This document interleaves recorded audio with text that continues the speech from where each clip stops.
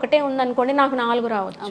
వాళ్ళకి 45 ఏళ్లలో వస్తే నాకు 30 ఏళ్లకే రావచ్చు. సో ఆ టెండెన్సీ ఉంది. సో ఇది ఎందుకు జరుగుతుంది అంటే ప్లాస్టిక్ లో ఉన్న కొన్ని సబ్స్టెన్సెస్, డయాక్సైన్స్ అనేవి, అందులో నీళ్లు కానీ లేదా మనం ఉప్పు, పసుపు లేదా ఏదన్నా వండింది, ఏదన్నా చపాతీ కూడా పెట్టుకోకూడదు. అబ్సల్యూట్లీ. ఏదైనా ఫుడ్, ఏదైనా తినే ఐటమ్ మనం ఒక ప్లాస్టిక్ కంటైనర్ లో పెట్టినప్పుడు, ఇప్పుడు సపోజ్ ఉప్పు పసుపు అనుకోమ్మా, అది మనం రోజు ఎందుకు కడుగుతాం? ఆ డబ్బా ఖాళీ అయినప్పుడే కదా.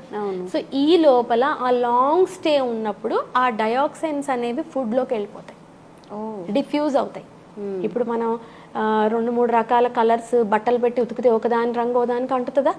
అలాగా ఈ ఫుడ్ ఐటమ్ ప్లాస్టిక్ కంటైనర్ లో ఉన్నప్పుడు ఆ ప్లాస్టిక్ లో ఉన్న డయాక్సైన్స్ అనేవి ఫుడ్ లోకి డిఫ్యూజ్ అవుతాయి.